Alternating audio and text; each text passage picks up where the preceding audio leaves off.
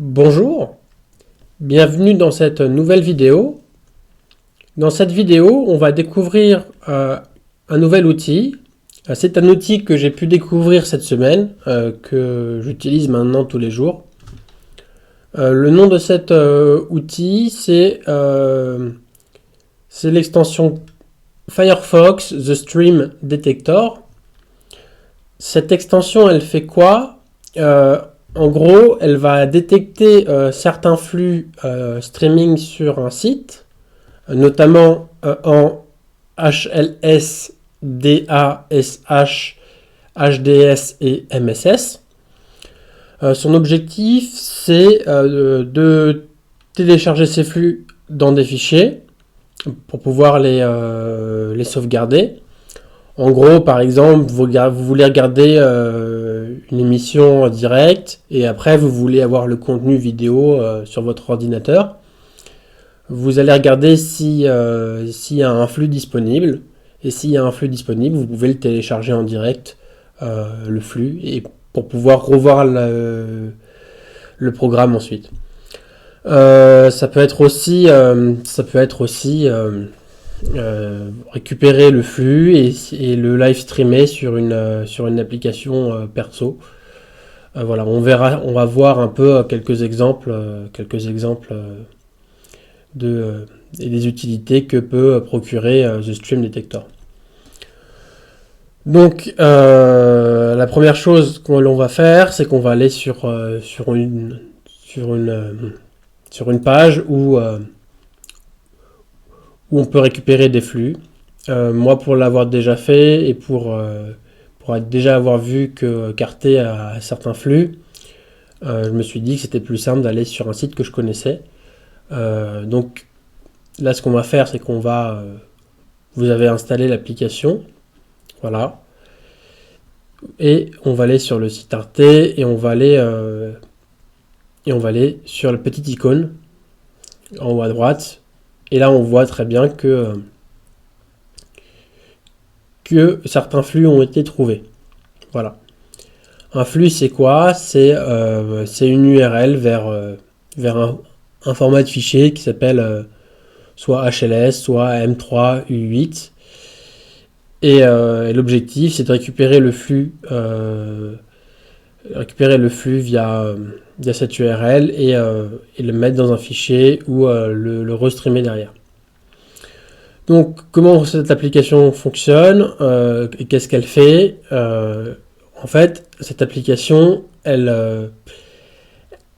cette extension va générer des commandes pour différents outils, que ce soit pour YouTube DL, qui est un outil de téléchargement de vidéos, YouTube DLC, qui est un outil de téléchargement, le même outil de téléchargement mais en C, FFmpeg, qui est un outil d'encodage vidéo qui est assez cool et dont 90% des outils vidéo sont faits dessus, quoi.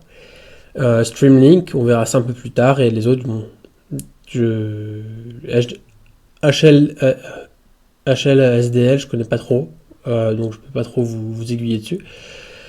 Donc pour voir à quoi correspond une commande, on va aller sur une URL. Donc là vous pouvez voir qu'il y a différentes URL. Donc on pourrait très bien copier toute la liste des URL, toute la liste des URL. Donc là moi je vais aller sur FFmpeg, mais on pourrait copier toute la liste des URL, mais ce serait un peu dommage de télécharger toutes les mêmes vidéos avec des formats un peu différents. Donc moi ce que je vais faire, c'est que je vais préférer le format 720. Voilà, je clique dessus. Donc là votre ordinateur met dans votre clipboard l'URL, pas l'URL, la commande FFmpeg. Et donc là, on va aller sur le terminal dans le bon dossier. Donc là, le dossier il est vide. J'ai appelé ça Stream Detector.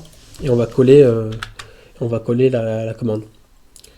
Donc là, quand on agrandit le terminal, on voit les points intéressants. Donc là, les points intéressants, c'est attendez, je vais relancer le bidule pour que ça soit plus joli. Donc là, ce qui est intéressant, c'est qu'on voit le nom de l'outil, donc là c'est FFmpeg. On voit qu'on nous passe des arguments comme l'user agent pour dire que, voilà, qu'on est sur Mozilla, que le référeur c'est l'URL où était la vidéo, et le chemin pour récupérer le flux streaming qui est sur un serveur Akamazed. Voilà. Et là, le paramètre C, c'est pour pouvoir enregistrer dans un fichier la vidéo avec le titre de la page web. Donc là, quand on fait entrer, voilà, la commande FFmpeg va streamer la vidéo et la télécharger. On va la voir dans notre dossier. Voilà, dans notre dossier, on a la vidéo. Quand on clique dessus, voilà, la vidéo elle est faite. Elle est faite. Voilà. La vidéo est faite, elle est téléchargée sur l'ordinateur. Donc là, je vous ai montré un exemple avec FFmpeg. On peut faire la même chose avec YouTubeDL, par exemple. Avant d'utiliser ces commandes, n'oubliez pas qu'il faut installer,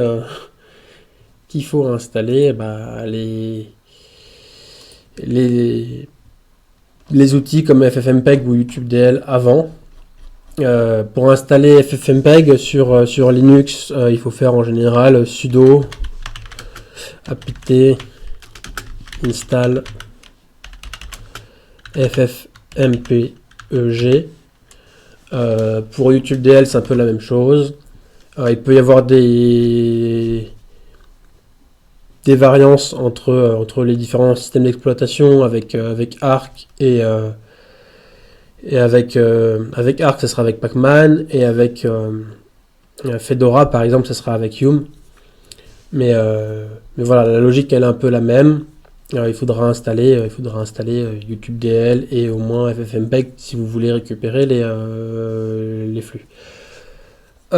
Sur Windows et sur Mac, il y a une logique d'installation différente que je connais pas, mais à mon avis c'est assez simple. Il y a une grande documentation sur FFmpeg, donc je vous invite à aller voir.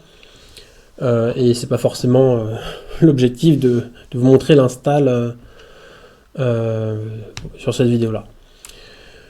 Donc pour la commande YouTubeDL, on repart dessus, on va sur l'extension, on clique. Voilà, YouTubeDL commande. Et on va coller. Et là, ce qu'on voit, en fait, c'est qu'on voit un peu la même chose. On voit la même chose avec une structure YouTubeDL qui a un référeur, qui a user agent.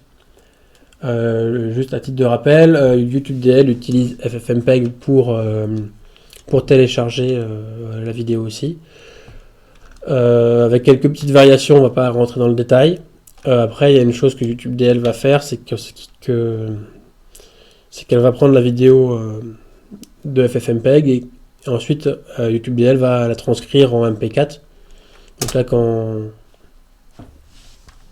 on télécharge, voilà, la logique elle est un peu la même. On voit les méta sur la vidéo, les méta de la vidéo. Voilà, tout est téléchargé. Et là, si on part sur le dossier, on peut voir qu'il y a le même résultat à quelques différences près. Voilà. Donc là, c'est principalement pour le téléchargement. Après, il y a un autre outil qui permet de télécharger, les vidéos. C'est Streamlink. Donc pour télécharger avec Streamlink une vidéo, c'est un peu la même chose. On clique sur le lien encore, ou le lien que l'on veut, ou toutes les URL si on veut prendre tous les flux. Et on clique là de cette manière-là. Et là, on a une logique un peu similaire. Bon, on va pas télécharger avec Streamlink, ça sert pas à grand chose là. Streamlink, c'est un outil qui est souvent utilisé et dont je ferai un tutoriel plus tard pour faire du streaming. Alors, pour streamer, en fait, on récupère le flux, on récupère un flux, par exemple celui-là, ou un flux en direct, et on veut le pousser dans une autre application. Et donc avec Streamlink, on va récupérer le flux, et on va streamer, on va restreamer en direct, ou on va le sauvegarder dans un fichier. Voilà. Bon, comme il y a certaines petites difficultés avec les logins sur par exemple des chaînes live. Moi, je faisais ça avec France 5 il y a quelques jours, mais depuis ils ont mis un login, donc c'est un peu plus chiant. Et même s'il y a une commande, login, user password avec Streamlink, c'est un peu du overkill, donc j'ai pas voulu le mettre dans la vidéo. Mais je vous invite, si vous voulez faire du streaming, allez regarder un peu les commandes et l'installation avec Streamlink. Faites attention de bien mettre suffisamment de cache, parce que si votre ordinateur n'est pas puissant, il y a besoin de récupérer suffisamment de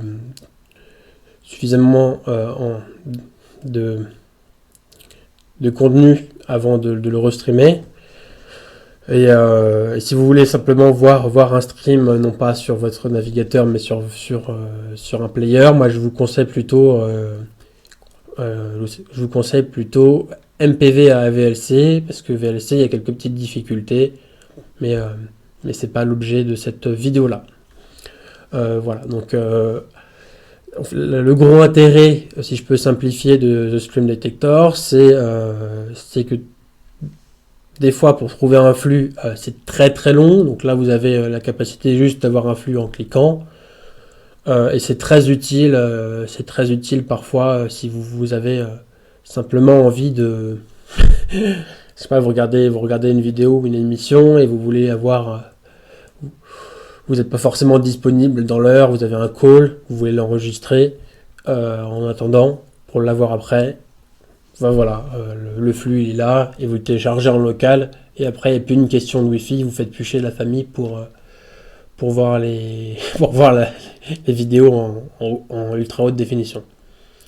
Bon, j'espère que cette vidéo vous a plu. Si vous avez des commentaires ou si vous voulez plus de détails sur l'outil ou sur ce que l'on peut faire avec, n'hésitez pas à me poser des questions en commentaire.